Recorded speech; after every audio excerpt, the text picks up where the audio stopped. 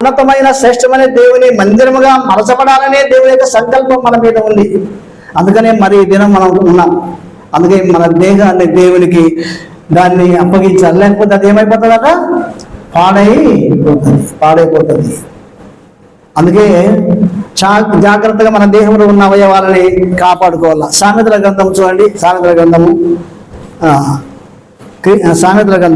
మహాజ్ఞాని సొలొమోను రాజు ద్వారా ఈ మాటలు మాట్లాడతాడు.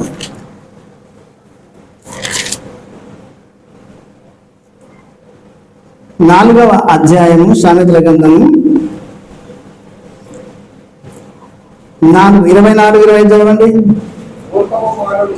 మూర్ఖపు మాటల నోటికి ఇవే పాడు చేసేది మనల్ని. ఏవి పాడు చేస్తావి? ఒక మనిషిని పాడు చేయగలిగింది ఏంటంటే, మనం దేవాలయముగా దేవుడైతే చేశాడు మనల్ని, దాన్ని పాడు చేసేది ఏమిటంటే మన దేహంలో ఉన్న అవయవాల్లో చాలా ప్రాముఖ్యమైన సూత్రాలు నేను చెప్పాను కదా. నోరు, అందులో నాలుక, పెదవులు, ఈ మూడు కలిస్తే దాని నుంచి శబ్దం, మాట బయటకు వస్తుంది. అందుకని మూర్ఖపు మాటల నోటికి రానియకుండా చూసుకోవాలా, పాడు కాకుండా చూసుకోవాలా. నీది దేవుని ఆలయం, నీ దేహము, నీవు నేను, మనమంతా ఇక్కడ ఉన్న స్త్రీలు అందరూ, పురుషులందరూ కూడా అందరము మనమంతా కలిస్తే దేవుని ఆలయం అవుతాం. అందుకనే ఇక్కడ అన్నాడు, మూర్ఖపు మాటల నోటికి రానియకం. తర్వాత పెదవుల నుండి కుటిలమైన మాటలు రానియకము. ఎంత మంచి మాటలు అండి, ఎంత మంచి మాటలు. వీటిని మనం ఏం చేసుకోవాలా? కరెక్ట్ చేసుకోవాలి ఈ నోటిని. అందుకని భక్తుడు దావీదు కీర్తనకాడే ఉంటాడు, దేవా భక్తిహీన నా ఎదుట ఉన్నప్పుడు నా నోటికి చిక్కము పెట్టుకుంటేనే అన్నాడు. నా నోటికి కళ్ళెం పెట్టుకున్నాను. వాళ్ళు మాట్లాడే రీతిగా నేను మాట్లాడను, వాళ్ళు నడిచినట్లు నేను నడవను, వాళ్ళు చేసినట్లు నేను చెయ్యను. అందుకని దుష్టుల ఆలోచన చొప్పున నడవక, పాపుల మార్గమున నిలవక, అపహాస్యకులు కూర్చుంటే చోటున కూర్చుంటే పాడైపోతాం. అది సంగతి. ఎవరు పాడు చేయరు మనల్ని, నీకు నీవే పాడు చేసుకుంటావు, నీకు నీవే పాడు. దేవుని ఆలయం మనది, మనం దేవుని ఆలయం. అందుకే అంటున్నాడు, మూర్ఖపు మాటలు నోటికి రానియకము, పెదవుల నుండి కుటిలమైన మాటలు రానియకము. నీ కన్నులు బాగా చూడాలి, నీ కన్నులు ఇటు అటు ఇటు. కొంతమంది చర్చిలో కూడా వచ్చి ఒకరి కోసం చూసుకుంటారు, ఇట్లా ఇట్లా ఇట్లా ఇట్లా, ఇదే రకంగా తిరుగుతుంది తలకాయలు. ఎక్కడ చూడాలి మనం? ఏమంటున్నా అక్కడ, నీటు ఇటు అటు చూడగా సరిగాను నీ కనురెప్పలని నీ ముందర సూటిగాను చూడవలెను. నీవు నడుచు మార్గము సరళము చేయము.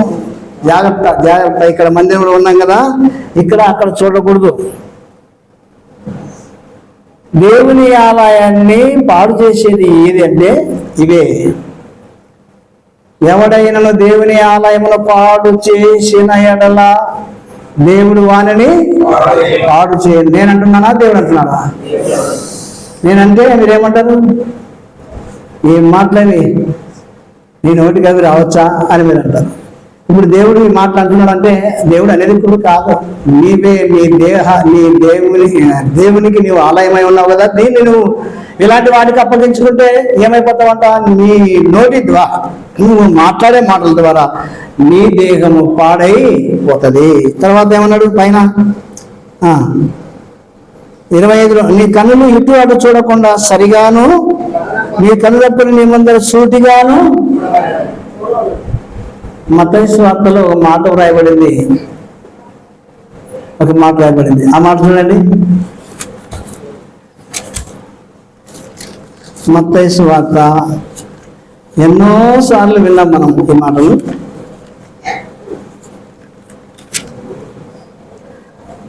ఐదవ అధ్యాయము 27వ వచనము 28 చూడండి. వ్యభిచారము చేయవద్దని చెప్పబడిన మాట మీరు విన్నారు కదా, నేను మీతో చెప్పున్నదేమనగా, ఒక స్త్రీని మోహపు చూపుతో చూచు ప్రతివాడు అప్పుడే తన హృదయమందు ఆమెతో వ్యభిచారము చేసిన వాడగును. అబ్బా, బాబా వ్యభిచారం చేస్తే నేరం అని మోషే గారు చెప్పారు. ఏమన్నాడు? వ్యభిచారం చేస్తే నేరం. ఒకవేళ అట్టి వారిని ఎవడైనా చూస్తే, ఒకరిద్దరు చూస్తే వాళ్ళ ఇద్దరు సాక్ష్యం చెప్పాలి, వీళ్ళిద్దరు ఇలా చేశారు కాబట్టి అని. ధర్మశాస్త్ర చట్టం అది, మోసే ఇచ్చినటువంటి చట్టం, మోసే ద్వారా దేవుడు ఇచ్చింది. ఎవడేం చేస్తే వీళ్ళని తీసుకుని వెళ్ళి అక్కడ ఆ సమాజమునకు వెళ్ళి, ఇదిగో వీళ్ళు పని చేశారు, అందుకే మేము చెప్తున్నాం నిజమే, ఇది సత్యము అని వాళ్ళు చెప్తే, వారి నోటి మాట బట్టి, వారి సాక్ష్యాన్ని బట్టి వీళ్ళు ఊరపైకి తీసుకుని ఏం చేయాలా? రాళ్లతో కొట్టి చంపాలా. అంత కఠినమైన శిక్ష. ఇక్కడ యేసు వారు ఏమంటారు? మీరు వ్యభిచారం చేస్తే అది నేరమని మోసే చెప్తే, నేను చెప్పున్నదేమనగా అంటున్నాడు ఆయన. నేను మీతో చెప్పున్నదేమనగా, ఒక స్త్రీని, బహు జాగ్రత్త. ఎలా పాడైపోతాం మనము అంటే, వీటి ద్వారానే మనం పాడైపోతాం. చాలా ప్రమాదకరమైన పరిస్థితిలో ఉంటున్నాం మనుషులు. కానీ దేవుని పిల్లలు మనం చెప్పుకుంటున్నటువంటి మన విషయంలో స్త్రీలు పురుషులు అందరూ జాగ్రత్త తీసుకోవాలి. ఒక స్త్రీని మోహపు చూపు అంటే ఆ మనసుతో, ఆ వ్యామోహముతో, ఆ బుద్ధితో, ఆ మనసుతో చూస్తే అక్కడే విచారం చేశాడు వాడు. ఏది ఎక్కువ? చేసింది ఎక్కువ, చూసింది ఎక్కువ? మీరు చెప్పండి, చేసింది ఎక్కువ, చూసింది ఎక్కువ? ఎన్నిసార్లు చూస్తారు? లెక్కలేనన్ని సార్లు జారిపోయి ఉంటుంది. కన్ను జారకూడదు, కాలు జారితే పర్వాలేదు, మరలా లేస్తారు. కానీ కన్ను జారకూడదు, నోరు జారకూడదు. చాలా జాగ్రత్త. ప్రమాదకరమైన పరిస్థితిలో ఉన్నాం మనం. దేహము దేవుని ఆలయం. దీన్ని ఎవడు పాడు చేస్తా, నేను వారిని పాడు చేస్తానన్నాడు. తర్వాత ఇంకేమన్నాడు చదవము. నీ కుడి కన్ను, దీని అర్థం చూడు ఎంత బాగులుతుందో. నీ కుడి కన్ను నిన్ను అభ్యంతరపరిచేయడలా దాన్ని పెరిగి నీ ఎత్తనుండి. ఆ మనసు వస్తుంది, రాదని కాదు, వస్తుంది. కానీ వస్తే ఏం చేయాలి? దాన్ని తీసి పారేయాలంటే లేనట్టు చూసుకోవాలి. కన్నే లేనట్టు తీసివేయడం అంటే దాన్ని చంపుకోవాలి. ఏం చేయాలి? దాన్ని తప్పు చేశాను ప్రభు, క్షమించని. క్షమించుము ప్రభువా, పడిపోతిని నిన్ను వేడి, నా హృదయమును కడిగి పవిత్రము చేయు ప్రభో, పవిత్రము చేయు ప్రభో, క్షమించుము ప్రభువా అని భక్తులు పాడారు. నేను పడిపోయాను ప్రభువా. ఎక్కడ పడిపోయినాను? చూపులో పడిపోయాను, వినికిల్లో పడిపోయాను, మాటలో పడిపోయాను, తప్పు చేశాను, నన్ను క్షమించు ప్రభువా అని ఆ మనస్సు, ఆ మార్పు మనలో రావాలా. దాన్ని కట్టుకోవటం మీ చేతిలో ఉంది, పడగొట్టుకోవటము మీ చేతిలోనే ఉంది, పెరిగి వేసుకోవడం మీ చేతిలో ఉంది, దాన్ని స్థిరపరచుకోవడం కూడా మీ చేతిలో. 3 రాళ్ళు తన చేతులతో తన ఇల్లు తానే పెరిగేసుకుంటుంది అంటే ఏమర్థం? పాడు చేసుకుంటుంది అని అర్థము. సామెతల గ్రంథములో 14వ అధ్యాయములో చదువమాట, చదువు. సామెతల గ్రంథం 14వ అధ్యాయం మొదటి వచనం. జ్ఞానవంతురాలు ఇల్లు పడకుండా కాపాడుకుంటుందట.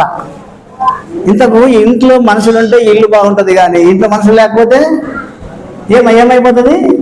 దానంతకదే పాడైపోతుంది, అదంతకదే పడిపోతుంది. అట్లానే దేవుడు మనకిచ్చిన ఈ దేహంలో దేవుడు ఉంటే ఇది ఇల్లు బాగుంటది, ఈ ఇల్లు బాగుంటది. లేకుంటే ఈ ఇల్లు దేవుడికి లేకపోతే ఇల్లు ఏమైపోతుంది? పడిపోతుంది. అందుకని జ్ఞానవంతురాలు అబ్బా ఎంత చక్కని స్త్రీ ఆమె. జ్ఞానవంతురాలు తన ఇల్లు కట్టుకొనును.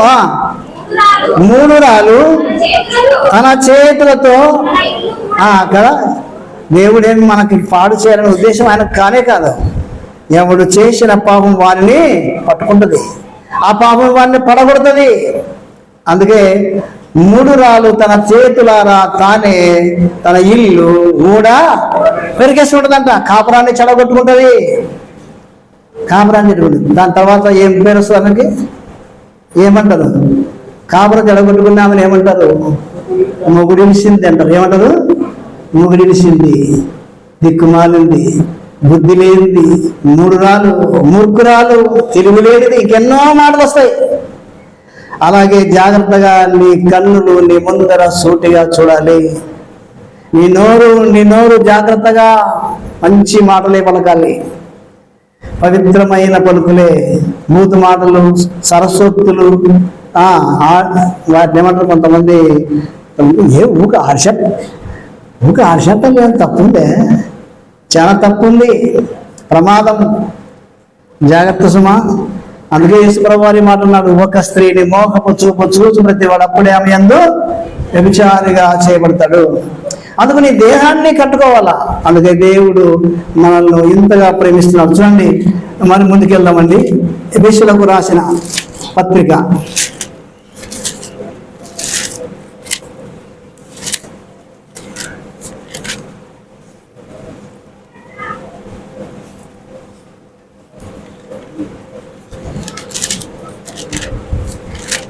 ఎఫెసీయులకు రాసిన పత్రిక 2వ అధ్యాయము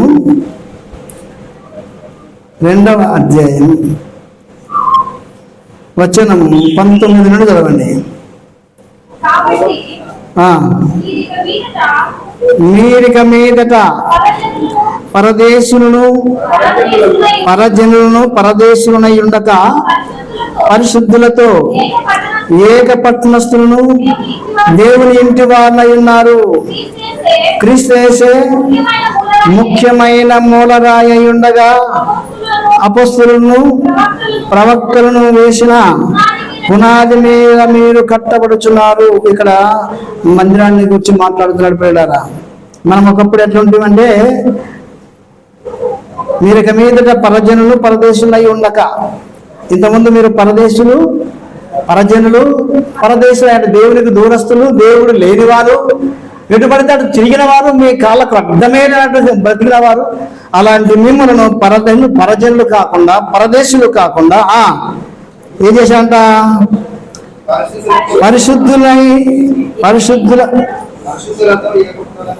మీరిక మీదట పరజనులు పరదేశులై ఉండగా పరిశుద్ధులతో అంటే దేవుని పిల్లలతో ఏక పట్టణస్థులు దేవుని ఇంటి వారునై ఉన్నారు.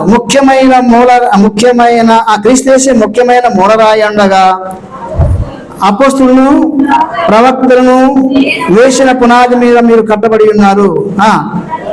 ప్రతి కట్టడము ఆయనలో చక్కగా అమర్చబడి ప్రభువునందు పరిశుద్ధమైన దేవాలయమగుటకు వృద్ధి పొందుతున్నది. ఆయనలో మీరు కూడా ఆత్మ మూలముగా దేవునికి నివాస స్థలమైనటకు కట్టబడుచున్నారు. మనమంతా దేవునికి నివాస స్థలమైనటకు కట్టబడుతున్నామంట. మనమందరం కలిసి ఈ రాళ్ళు ఒక రాయి మీద ఒక రాయి ఎలా పెట్టి పేర్చి గోడను తయారు చేసి మందిరాన్ని తయారు చేసామో, అలాగే మనలందరినీ ఒక రాయిగా మలచి క్రీస్తుయేసే ముఖ్యమైన మూలరాయి పెట్టిన తర్వాతనే ఇంకా రాళ్ళన్నీ దాని కూడా వచ్చేస్తాయి. అలాగే గవర్నర్ గారు మేస్త్రి గారు కట్టుకుంటూ వస్తారు. అలాగే దేవుడు పరిశుద్ధాత్మ దేవుడు మనల్ని ఇలాగా ఒక మందిరముగా కడతాడంట. ఏ మందిరం అది? దేవుని మందిరంగా కడతాడట. అందుకని ఎట్లా మీరు పరజనులు పరదేశులు అయి ఉండగా పరిశుద్ధులతో ఏక పట్టణస్థులై, ఒకే పట్టణం, ఒకే రాజ్యం, ఒకే మందిరం, ఒకే దేవాలయం అయి ఉండుటకు ఆయన మిమ్మల్ని, అందుకని క్రీస్తుయేసు అని మూలరాయి మీద మీరు కట్టబడుచున్నారని, వేసిన పునాది మీద మీరు కట్టబడుచున్నారు. ప్రతి కట్టడం ఆయనలో చక్కగా అమర్చబడి ప్రభునందు పరిశుద్ధమైన దేవాలయం ఒకటి వృద్ధి పొందుతున్నారు. ఆయనలో మీరు కూడా ఆత్మ మూలముగా దేవునికి నివాస స్థలమైనటకు, మనమే దేవునికి మనలో నివసిస్తాడు. అందుకని యేసుప్రభువు వారు మాట, నువ్వు ఎక్కడ వెళ్తే అక్కడ వస్తాను ప్రభువా, మీరు ఎక్కడ వెళ్తే అక్కడ వస్తా అన్నాడు. ఆయన ఏమన్నాడంటే, నక్కలకు గొర్రెలు ఉన్నాయి, ఆకాశ పక్షులకు ఊళ్ళున్నాయి, మనిషి కుమారునికి తలవార్చుటకైనను స్థలము లేదు. స్థలవార్చుటకైనను అంటే ఎక్కడ లేదు? ఏమన్నాడు? యెషయా గ్రంథం 66వ అధ్యాయం చదవండి. ఎంత గొప్ప కార్యం చేసిన దేవునికి ఏం లేదంట? ఏం లేదు? నివసించడానికి స్థలం లేదంట. ఆకాశములోనేమో పక్షులు ఊళ్ళున్నాయి, భూమి మీద నక్కలకు బొరియలున్నాయి, కానీ మనుష్య కుమారుడైన యేసుక్రీస్తు వారికి భూమి మీద స్థలము లేనే లేదు అంటున్నాడు. స్థలం లేదు నిజంగా. కుమార్తె నీ హృదయం నాకు ఇమ్ము అని అడిగాడు, ఇచ్చారా? కుమారుడు నీ హృదయం నాకు ఇయ్యి అని అడుగుతున్నాడు, ఇచ్చారా మీరు?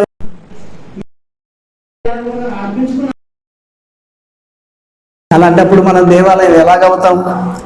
అందుకనే నక్కలకు బొరియలు ఉన్నాయి, ఆకాశ పక్షులు భూలు ఉన్నాయి, మనిషి కుమారుడైన యేసుక్రీస్తు వారిని నివసించడానికి స్థలం లేదు.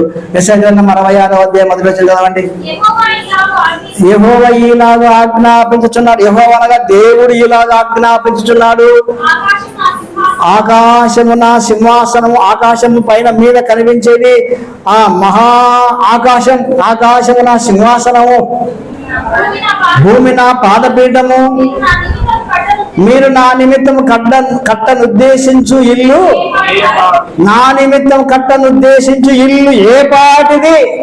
మనం కట్టుకునే ఇల్లు పెద్ద పెద్దగా ఇల్లు కట్టుకుని అది మందిరం కదా, దేవాలయం. అది దేవాలయం. ఎట్లా కట్టినాడు ఆయన? ఒక్కొక్కరు ఇల్లు గురించి చెప్తారు, అది చాలా అద్భుతంగా ఉంది. అది ఎంత పడిందంటే 30 లక్షలు, 60 లక్షలు, కోటి రూపాయలు, 2 కోట్లు, 3 కోట్లు, 20 కోట్లు. అబ్బా, కోట్లతో కట్టిన ఇల్లు అవి దేవాలయాలా? దేవుడి మందిరాలా? కాదవి. అవి కాదు, మనమే దేవుని ఆలయం. ఎంత మంచి భాగ్యాన్ని దేవుడు మనకిచ్చాడు ప్రియులారా. అందుకనే ఆయనలో మీరు కూడా ఆత్మమూలముగా దేవునికి నివాస స్థలమైనకు కట్టబడుచున్నారు.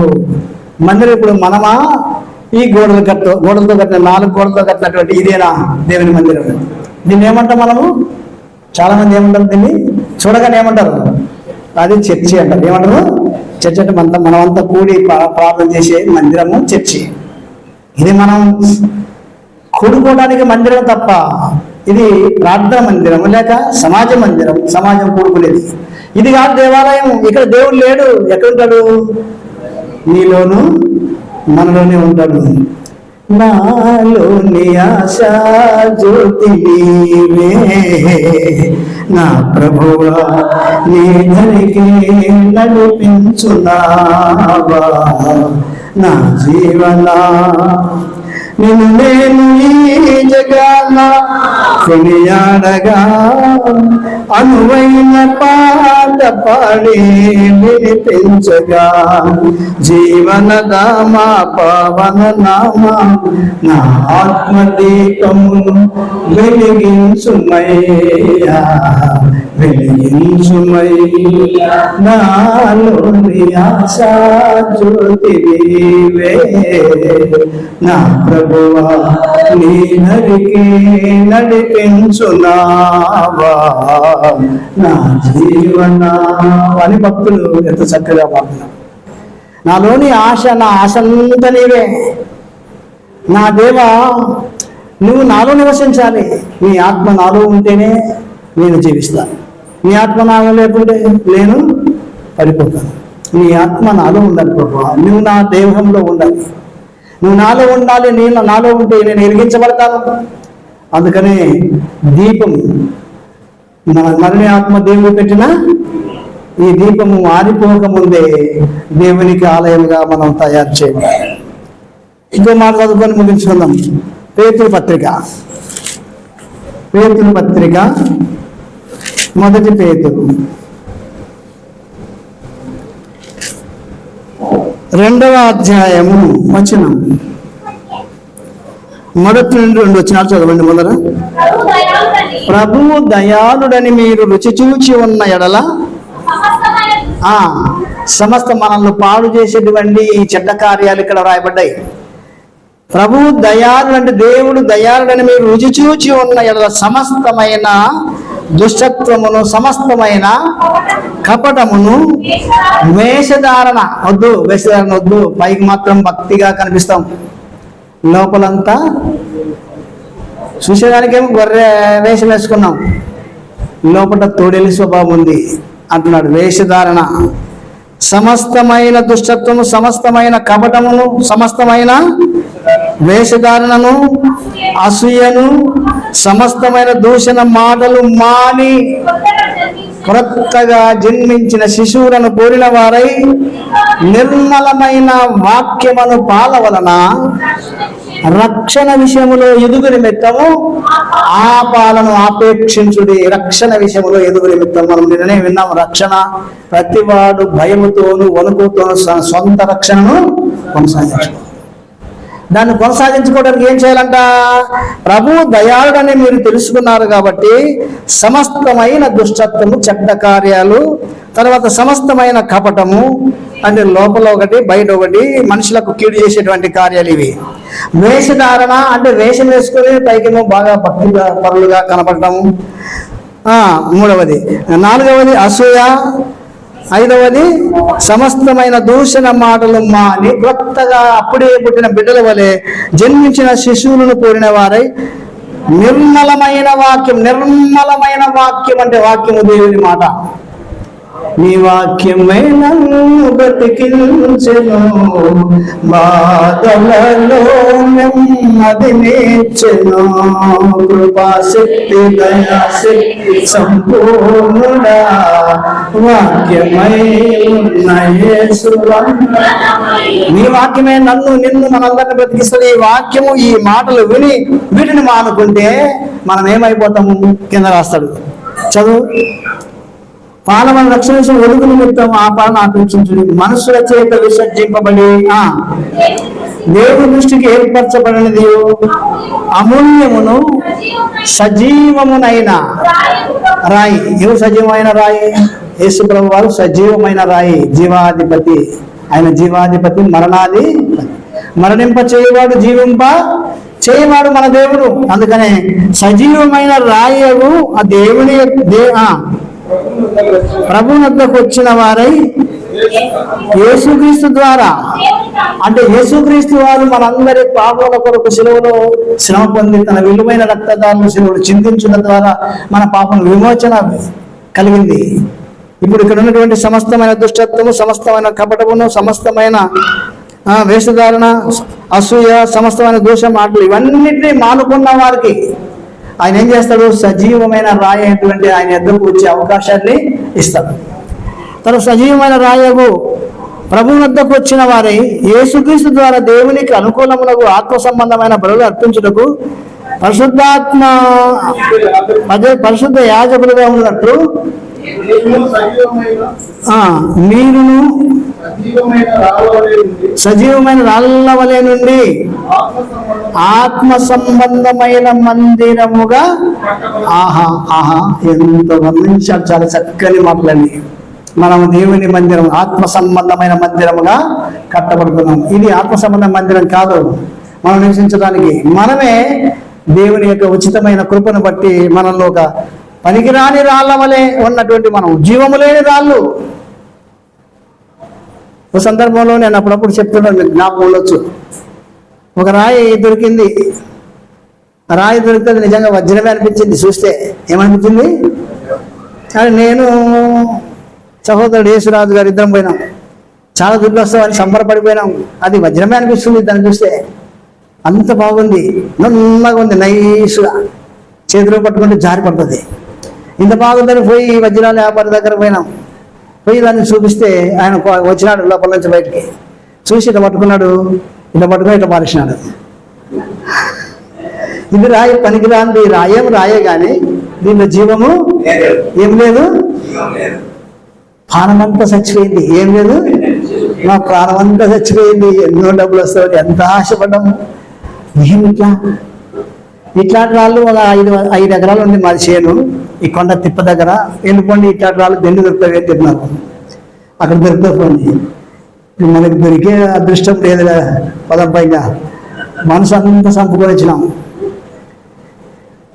అట్లా జీవము లేని రాళ్ళైనటువంటి మనల్ని జీవము కలిగినటువంటి రాయిగా చేయడానికి ప్రభు అయిన యేసుక్రీస్తు ఆ పరలోకం నుండి ఈ లోకానికి తండ్రి అయిన దేవుడు పంపగా వచ్చి మనందరి పాపలకు ఆకాశానికి భూమికి మధ్యన ఆయన ఇలాగూ వేలాడగొట్టబడి తన పవిత్రమైన చేతుల్లో మేకుల చేత కొట్టబడి, తన పవిత్రమైన పాదాల్లో మేకు చేత బిగించబడి, తన పవిత్రమైన తలలో ముళ్ళ కిరీటం పెట్టబడి ఘోరాతి ఘోరమైనటువంటి బాధ అనుభవించి శిలువలో ఆయన ఏ పాపం ఎరుగని ఆయన మన పాపముల కొరకు రక్తము చెందించుట ద్వారా ఏమైపోయామంటే జీవము కలిగిన వారం అయిపోయాము, సజీవమైన రాళ్ళుగా మార్చబడ్డాము. ఇప్పుడు మనలోకి ఏమొచ్చింది? జీవము వచ్చింది. ఇప్పుడు ఏమైపోయినా మనం అంటే దేవుని మందిరముగా కట్టబడుచున్నారు. ఇంకా కట్టబడుచునే ఉన్నాము, ఇంకా అయిపోలేదు మందిరం, కట్టబడుచున్నారు.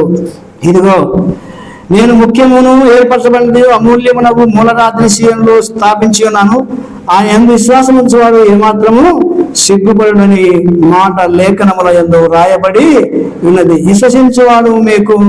విశ్వసించున్న మీకు ఆయన ముఖ్యమైన అమూల్యమైన వాడు. విశ్వసింపని వారికైతే ఇల్లు కట్టువారు ఏ రాత్రి నిషేధించురో అదే మూలకు తలరాయి ఆయను.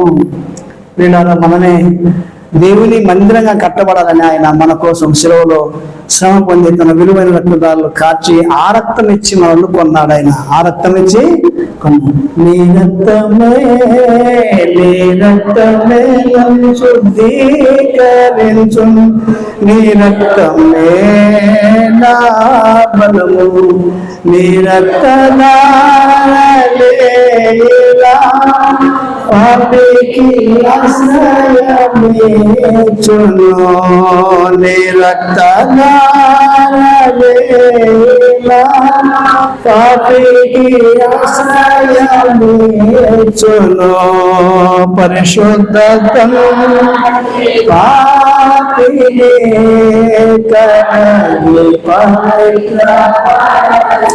ఆయన విలువైన రక్తదారుల శిలువలో ఏ పాపం ఎరగని ఆయన మన పాపముల కొరకు రక్తం చిందించడం ద్వారా మనలో లేని జీవాన్ని ఆయన మనకిచ్చాడు. అందుకని ఆయన మీరు అంటారు, యేసు పేతురు గారు అంటారు, మీరు జీవాధిపతిని చంపితురు కానీ దేవుడు ఆయన మృతుల్లో నుండి జీవాధిపతి మనకు జీవం ఇచ్చేవాడు. జీవాధిపతి అయినటువంటి ఆయన మనల్ని సజీవమైన రాళ్ళుగా మొలచి మందిరముగా కట్టుకొని అందులో నివసిస్తాడు. అది ఎప్పుడైతే ముగుస్తుందో అప్పుడే ఆయన వస్తాడు, అంతవరకు రాదు. మందిరం ఇంకా ముగలేదు, అది సజీవమైన మందిరం. మనమందరం మందిరంగా కట్టబడిన తర్వాత ఇల్లు ముగిస్తే మనం ఇంట్లోకి వస్తామా రామా? అది దేవుని ఆలయం. ఎవరు దేవుని ఆలయం? చెప్పండి, ఎవరు దేవుని ఆలయం? ఈ గోడలతో కట్టిన ఈ చర్చ మందిరం దేవుని ఆలయం. ఏం చెప్పండి మరి? మనమే దేవుని, మనమందరం దేవుని మందిరం. దేవుడి మాకు దేవుని స్తోత్రం. ప్రార్థన.